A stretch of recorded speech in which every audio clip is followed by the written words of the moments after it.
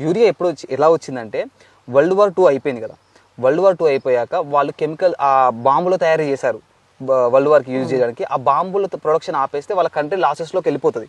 ఆ ప్రొడక్షన్ ఆగిపోతే వాళ్ళు ఏం చేశారంటే దీన్ని ఎరువుల్లో కూడా ఉపయోగించవచ్చు అని చెప్పేసి మన ఇండియాకి ఇంట్రడ్యూస్ చేశారు. ఇండియన్ గవర్నమెంట్ ఏం చేసింది అంటే రైతులకి స్టార్టింగ్లో బ్యాంకు త్రూ యూరియా ఇప్పించేది. మీరు లోన్ తీసుకుంటే కొంచెం శాతం మీకు యూరియా బస్తాలు ఇస్తామని యూరియా ఇచ్చింది. రైతులు స్టార్టింగ్లో అసలు వాడడానికి ఇష్టపడలేదు. ఒక్కసారి ఎప్పుడైతే యూరియా జల్లాడో పొలం అంతా గ్రీనిష్ కావడం రైతు అబ్జర్వ్ చేశాడు. దాని నుంచి స్లోగా ఎకరా మొత్తానికి 1 బ్యాగ్ వేశారు. ఇప్పుడు 10 బ్యాగులు వేసినా సరిపోవట్లేదు. ఏంటంటే యూరియా ఇన్స్టెంట్గా పనిచేస్తుందండి. వేసిన వారం రోజులు దాని రిజల్ట్ చూపిస్తుంది, తర్వాత చూపించదు. ఎంత యూరియా వేస్తే అంత భూమి చనిపోతూనే ఉంటుంది. మనము భూమిని బతికించాలి, చంపేయకూడదు. కెమికల్స్ ఎంత వేస్తే అంత భూమి చచ్చిపోతుంది. సో ఆ యూరియాని ఆపేసిన వెంటనే రైతుకు దిగుబడి అనేది ఎక్కువ అవుతుంది. ఒకటేసారి ఈరోజు జీవామృతం వేస్తే రేపు పొద్దునే వస్తుందని చెప్పాను.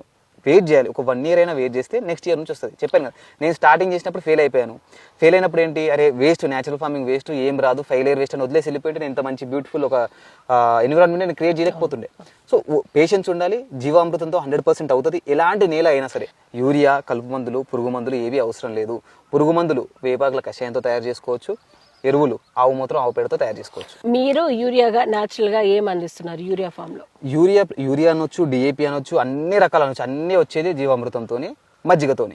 రెండు ఉంటే చాలు. నేను ఎంత మాట్లాడినా ఎంత చెప్పినా మీ దగ్గర ఈ 2 పెట్టుకుని వ్యవసాయం చేయండి. రిజల్ట్ రాకపోతే నన్ను అడగండి, నా దగ్గరికి రండి. నేను జీవామృతం ఎలా చేయాలో చూపిస్తా. జీవామృతం కావాలంటే ఇస్తా, మజ్జిగ కావాలంటే ఇస్తా. డైలీ ప్రతిరోజు మజ్జిగ ఉంటుంది నా దగ్గర. ప్రతిరోజు రండి, ఒక బాటిల్ తీసుకోండి. 20 రూపాయలు పెట్టి ఒక బాటిల్ కొనుక్కోండి. 20 రూపాయలు పెద్ద ఒక్క ఛాయ్ డబ్బులు కూడా కాదు. ఒక 20 రూపాయలు ఇచ్చి ఒక బాటిల్ తెచ్చుకొని మజ్జిగ తీసుకొని వెళ్ళిపోండి. మీ పొలంలో వేయండి. రిజల్ట్ రాకపోతే నన్ను అడగండి.